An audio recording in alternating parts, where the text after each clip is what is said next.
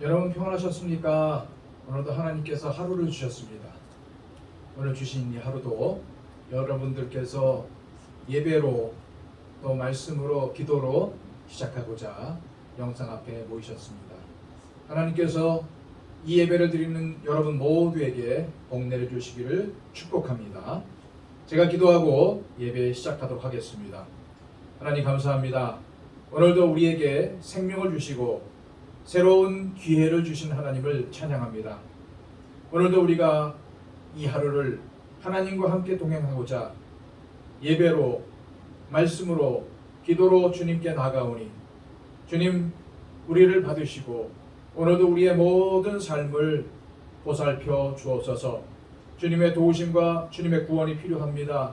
인생은 마치 질고와 같이 힘들고 어렵습니다.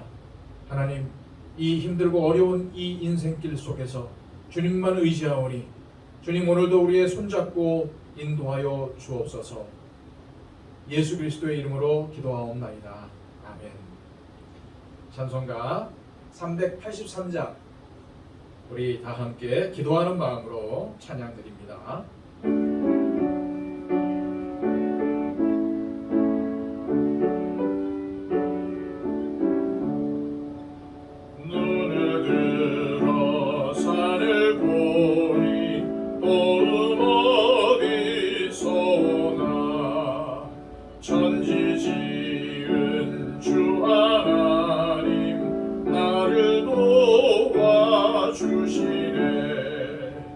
나의 발이 실족하게 주가 깨어시키며 택한 백성 항상 지켜 길이 모호하시네. 도우시는 하나님이 내게 그늘 되시니 낮의 해와 밤의 달이 너를 상치 않겠네. 내게 화를 주지 않고 너를 보호하시며 너의 출입 지금부터 영영 인도하시리.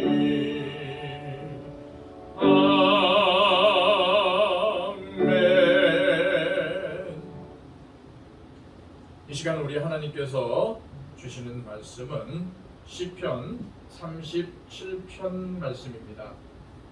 시편 37편 12절에서 16절까지의 말씀입니다. 제가 가진 책으로는 구약성경 828쪽입니다. 하나님의 말씀입니다. 악인이 의인치기를 꾀하고 그를 향하여 그의 일을 가는도다. 그러나 주께서 그를 비웃으시리니 그의 날이 다가옴을 고침이로다. 악인이 칼을 빼고 활을 당겨 가난하고 궁핍한 자를 엎드러뜨리며 행위가 정직한 자를 죽이고자 하나 그들의 칼은 오히려 그들의 양심을 찌르고 그들의 활은 부러지리로다. 의인의 적은 소유가 악인의 풍부함보다 낫도다. 악인의 팔은 부러지나 의인은 여호와께서 붙드시는도다.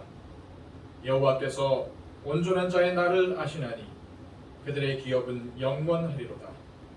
그들은 환난 때에 부끄러움을 당하지 아니하며 기근의 날에도 풍족할 것이나 악인들은 멸망하고 여호와의 원수들은 어린 양의 기름같이 타서 연기가 되어 없어지리로다. 악인은 끄고 갚지 아니하나 의인은 은혜를 베풀고 주는도다. 주의 복을 받은 자들은 땅을 차지하고 주의 저주를 받은 자들은 끊어지리로다. 여호와께서 사람의 걸음을 정하시고 그의 길을 기뻐하시나니 그는 넘어지나 아주 엎드러지지 아니함은 여호와께서 그의 손으로 붙드심이로다. 내가 어려서부터 늙기까지 의인이 버림을 당하거나 그의 자손이 결식함을 보지 못하였도다. 그는 종일토록 은혜를 베풀고 구워주니 그의 자손이 복을 받는도다. 아멘. 이 시편 37편은 제가 시편 중에서도 가장 좋아하는 말씀 중에 하나입니다. 그래서 저번에도 이 앞부분을 여러분들에게 말씀을 드렸던 것 같아요. 그래서 계속적으로 이 시편의 말씀, 이 37편의 말씀을 살펴보려고 합니다. 성경은 우리를 향해서 손을 내미시는 분으로 하나님을 소개하고 있어요. 우리의 손을 붙잡아 주시는 분, 우리를 붙들어 주시는 분. 오늘 본문은 바로 그러한 하나님을 우리에게 알려주고 있습니다. 오늘 본문을 통해서 다윗은 이렇게 고백을 해요. 23절 제가 한번 읽어드릴게요. 여호와께서 사람의 걸음을 정하시고 그의 길을 기뻐하시나니. 자, 여기서 말하는 이 사람은 의로운 사람, 이 다윗의 표현으로는 의인, 그리고 또 우리의 표현으로는 하나님을 섬기는 사람이라는 뜻을 가지고 있습니다. 저나 여러분들이나 우리는 내일을 알 수가 없어요. 그러나 우리가 하나님을 향한 믿음을 가지고 하나님 앞에서 의롭게 살아간다면 하나님께서는 우리가 걸어야 할 길을 정해 놓으시고 그 길을 인도해 주시고 동행해 주신다는 약속의 말씀입니다. 우리는 단지 그 길을 믿음을 가지고 걸어가면 되는 것입니다. 내 지식과 내 경험과 내 물질과 내 건강, 내가 가진 것으로 내 앞길을 스스로 걸어가겠다는 어리석은 생각은 버리고 우리의 아버지가 되시는 하나님께 저와 여러분의 인생을 맡겨야 합니다. 우리가 먼저 시간에 보았던 시편 37편 5절에서 6절 말씀은 이렇게 말씀하고 있어요. 내 길을 여호와께 맡기라. 그를 의지하면 그가 이루시고 내 의를 빛같이 나타내시며 내 공의를 정오의 빛같이 하시리로다. 여기에 분명히 하나님의 약속이 기록되어 있습니다. 또 잠언 5장 21절 말씀에는요. 사람의 길은 여호와의 눈앞에 있나니 그가 그 사람의 모든 길을 평탄하게 하시느니라. 여러분, 오늘도 여러분들에게 부탁드립니다. 하나님께 여러분들의 길을 맡기시기 바랍니다. 그리할 때에 오늘 이 말씀을 통해서 약속하신 것처럼 하나님께서 여러분들의 앞길을 정해 주시고 그 길을 평탄하게 해주시고 인도해 주시며 날마다 기쁨이 넘치는 삶을 살도록 만들어 주실 것입니다. 제가 또 24절 말씀을 다시 한번 읽어드릴게요. 그는 넘어지나 아주 엎드러지지 아니함은 여호와께서 그의 손으로 붙드시미로다. 아무리 믿음이 좋은 사람이라 할지라도 때때로 이 믿음 가운데에서 넘어질 때가 있습니다. 실족할 때가 있어요. 그런데 우리 믿는 사람들이 믿음의 길을 가다가 실족하는, 걸려 넘어지는 이유가 무엇일까요? 첫째는요, 이 세상의 즐거움에 빠져서 믿음의 길에서 실족할 때가 있다. 이만재라는 분이 쓴 교회 가기 싫은 77가지 이유라는 책이 있습니다. 교회에 가고 싶지 않은 이유가 77가지나 될 정도로 그렇게 많다는 거예요. 그러나 이것을 잘 따지고 읽어보면은 그 이유는 하나입니다. 그게 뭘까요? 하나님보다는, 교회보다는 세상이 좋아서죠. 교회에 가서 앉아있는 것보다는 세상에 나가서 다른 일을 하는 것이 훨씬 더 유익이고 훨씬 더 좋다는 말입니다. 저나 여러분의 마음속에는 다 이러한 본성들이 있어요. 그래서 기회가 생기면은 믿음의 길을 벗어나 세상으로 나갑니다. 그러나 하나님은 그러한 때에도 저와 여러분들의 손을 붙들어 주십니다. 하나님을 결코 우리를 포기하거나 우리를 내버려 두시는 분이 아니십니다. 조형미술을 전공한 미술학도가 있었습니다. 그는 미국으로 건너가서 열심히 공부한 끝에 세계 100대 조형 건축가로 선정될 정도로 인정을 받았어요. 명성을 얻었고 돈도 많이 벌었습니다. 세상에 부러운 것이 없었죠. 그런데 이렇게 한참 성공의 가도를 달려가던 어느 날 그만 목이 불편해서 병원에 가서 진단을 받아보니까 식도암 말기라는 진단이 내려졌습니다. 음식을 먹을 수가 없어서 코에 호수를 끼워서 음식물을 공급받는 그러한 최악의 상태까지 갔어요. 의사는 가족들에게 준비하라고, 뭘 준비하겠습니까? 죽음을 준비하라고 언지를 줬어요. 자기 목숨이 바람 앞에 촛불처럼 꺼지려고 하는 것을 느끼면서 그는 이러한 생각을 했다고 합니다. 내가 지금까지 살아오면서 무엇을 위해 살아왔는가? 내가 지금까지 하나님을 위해서 한 일은 무엇이 있는가? 그런데 하나님을 위해서 한 일이 없어요. 지금 어떻게 왜 살아왔는지도 모르겠어요. 내 인생을 오직 나의 영광만을 위해 살았구나. 이제 곧 하나님 앞에 올라가서 하나님 앞에 서게 될 텐데 나는 하나님께 뭐라고 말을 해야 되나? 그러던 어느 날 누군가가 연변과학기술대학 김진경 총장님의 강연 테이프를 들어보라고 줬고 그는 병상에 누워서 그 테이프를 듣기 시작했습니다. 여러분, 하나님이 가장 기뻐하시는 삶이 무엇인지 아십니까? 복음을 모르는 사람에게 복음을 전하는 것입니다. 여러분들은 그렇게 살고 있습니까? 만약에 여러분도 하나님의 영광을 위해서 복음을 위해서 살고 싶으면 연변과학기술대학으로 오십시오. 거기 오면 중국의 젊은이들이 기다리고 있습니다. 그들에게 복음을 마음껏 전할 수 있습니다. 그들의 장래를 통해서 하나님이 영광 받을 수 있도록 여러분들은 썩는 미랄이 될 수 있습니다. 그는 김진경 총장님의 이러한 강연을 들으면서 가슴을 후벼 파는 아픔을 느꼈대요. 하나님, 제가 진작 이런 거를 알았다면 얼마나 좋았을까요? 그러나 지금은 하고 싶어도 할 수가 없는 몸이 되었습니다. 주님, 저를 불쌍히 여겨주십시오. 이렇게 눈물을 흘리면서 회개하며 기도하는데 놀라운 일이 벌어졌습니다. 차갑고 메말라 있었던 손이 갑자기 따뜻해지기 시작하는 것이었어요. 온몸에 온기가 돌고 무언가 따뜻한 힘이 자기를 감싸고 있는 것을 느꼈습니다. 갑자기 음식이 먹고 싶다는 생각이 들어서 호수를 빼고 죽을 먹었대요. 의사들은 그것을 보고 도저히 일어날 수 없는 일이 일어났다고 연구 대상으로 삼겠다고 합니다. 얼마 후 그는 부인과 함께 모든 것을 정리해서 연변에 나타났습니다. 그리고 연변과학기술대학 건축과 교수로 일을 하기 시작했어요. 이분은 권길중 박사라는 분입니다.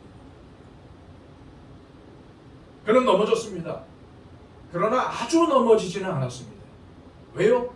하나님께서 손을 내밀어서 그를 붙잡아 주셨기 때문이죠. 그리고 두 번째, 우리가 믿음의 길에서 넘어지는 이유는 의심 때문입니다. 우리가 믿음의 길을 걸을 때에 항상 믿음 충만, 성령 충만하게 그 길을 걷는 것은 아닙니다. 때로는 내 힘으로 감당할 수 없는 큰 어려움들을 만날 때에 하나님의 인도하심과 하나님의 사랑을 의심합니다. 여러분이 고통스러운 일을 만났을 때 가장 견디기 힘든 것은 무엇입니까? 내가 지금 겪고 있는 이 고통이 도대체 나에게 어떤 의미가 있을까 하는 것이죠. 지금 내가 겪고 있는 이 고통이, 그리고 이 고통을 견딜 만한 충분한 의미가 있다면 얼마든지 이 고통을 이겨나갈 수 있습니다. 하지만 반대로 내가 지금 겪고 있는 고통의 의미를 발견할 수가 없을 때 우리는 좌절하거나 하나님의 사랑을 의심하게 됩니다. 그러나 여러분이 아무리 고통스러운 일을 만났다고 해도 하나님의 사랑을 의심하지 마시기 바랍니다. 그 고통에도 뜻이 있습니다. 그 길은 우리를 누구보다도 사랑하시는 하나님 아버지께서 정해주신 길입니다. 그 길은 분명히 하나님의 큰 은혜를 받는 길입니다. 사도행전 27장에 사도 바울이 탄 배가 로마를 향해서 가다가 무서운 풍랑을 만났습니다. 며칠 동안 해도 별도 달도 보이지 않고 큰 풍랑이 몰아치는데 모두가 다 살소망을 잃었어요. 이제는 죽었구나 생각을 했습니다. 그런데 이 바울 사도가 그들 한가운데 서서 이렇게 외치는 거예요. 여러분은 아무도 죽지 않을 것입니다. 왜냐하면 하나님께서 나에게 로마 황제 가이사 앞에 서야 한다고 말씀하셨기 때문입니다. 여러분, 이 바울 사도는요, 하나님께서 정해주신 길을 걷고 있었습니다. 그래서 그 길을 다 가기 전까지는 아무리 거대한 풍랑이라 할지라도 사도 바울을 삼킬 수가 없었어요. 감리교회 창시자 요한 웨슬레 목사님은 이런 말씀을 했습니다. 하나님이 나를 통해서 이루고자 하시는 그 크신 뜻을 이루기까지는 나는 절대로 죽지 않는다. 사랑하는 여러분, 지금 여러분이 걷고 있는 그 길은 우리 하나님께서 정해주신 길입니다. 하나님께서 붙잡아 주시고 인도하시는 길입니다. 때로는 너무나도 힘들어서 주저앉고 싶고 고통으로 눈물을 흘리더라도 굳게 서서 믿음으로 그 길을 가야 합니다. 하나님이 여러분들을 붙잡아 주시는 한 그 고통이, 그 문제가 여러분들을 삼킬 수 없습니다. 24절 말씀을 다시 한번 읽어드릴게요. 그는 넘어지나 아주 엎드러지지 아니함은 여호와께서 그의 손으로 붙드심이로다. 주님께서 여러분들을 붙들어 주신다고 약속하셨습니다. 오늘 이 말씀을 의지하여 힘있게 믿음으로 한 걸음 한 걸음 내디디시는 여러분들이 되시기를 축복합니다. 기도하겠습니다. 아버지 하나님 감사드립니다. 우리 하나님께서 우리에게 은혜를 더하여 주셔서 오늘도 우리로 하여금 하나님께 예배케 하여 주시고 오늘도 이 말씀을 붙잡고 이 말씀을 우리의 심령미 가운데 새겨주심을 감사드립니다. 오늘도 하나님께서 붙들어 주신다는 이 말씀 의지하고 나가기를 원합니다. 주님, 오늘도 이 말씀대로 우리의 삶 가운데 이루어지게 해주시고 우리에게 어떠한 큰 문제가 있다 할지라도 어떠한 큰 어려움이 있다 할지라도 두려워하지 않고 오로지 우리 아버지 하나님과 동행하며 하나님께서 붙잡아 주시는 그 길을 걸어갈 수 있게 하여 주옵소서. 주님, 이 세상을 힘들게 하는 코로나가 하루속히 소멸되기를 원합니다. 또한 이 코로나로 인해서 여러 가지 어려움 가운데 있는 분들에게 하나님께서 힘과 용기를 주시기를 원합니다. 또한 침체되고 있는 한국교회에 새로운 바람을 일으켜주시고 하나님께서 주신 사명을 이루어 주시기를 원합니다. 또한 하나님께서 우리 교회 가운데 은혜를 베풀어 주셔서 특별히 우리 더처치 성도들 영과 육의 강건함을 허락하여 주시고 매 순간순간 주심 주시는 말씀을 통해서 승리하는 삶을 살아가게 하여 주옵소서. 하나님, 육신적으로 매우 힘들어하는 분들 계십니다. 육체적인 질병, 이 어려움 가운데 있는 분들 계십니다. 특별히 우리 노년에 계신 우리 노고사님들, 노집사님들 은혜 가운데 붙들어 주시고 육신적인 질병으로 신음하고 있는 우리 성도들의 기도를 응답하여 주셔서 우리 아버지 하나님의 회복의 은총이 있기를 원합니다. 특별히 우리 최종한 형제 기억하여 주시고 하나님의 긍휼과 하나님의 치유의 광선을 그에게 허락하여 주옵소서. 특별히 아버지 하나님, 우리 교회에 세워주신 하나님의 일꾼들이 있습니다. 하나님, 이들 가운데 하나님께서 은혜를 베풀어 주시고 하나님, 특별히 기름 부어 주셔서 이들이 하나님께 헌신하며 특별히 교회를 섬기며 하나님 앞에 기도하는 일꾼들 다 되기를 원합니다. 우리 교회의 은혜를 베풀어 주시고 하나님의 부어주신 사명을 잘 감당하여서 성장하며 회복되는 교회가 되게 도와주시고 오늘도 하나님 코로나를 위해서 힘쓰는 많은 사람들이 있습니다. 방역 당국과 의료진 가운데 하나님 은혜를 베풀어 주셔서 이분들의 수고를 통해서 하나님 하루속히 이 땅이 정상화되는 역사가 있게 하여 주옵소서. 예수 그리스도의 이름으로 기도하옵나이다.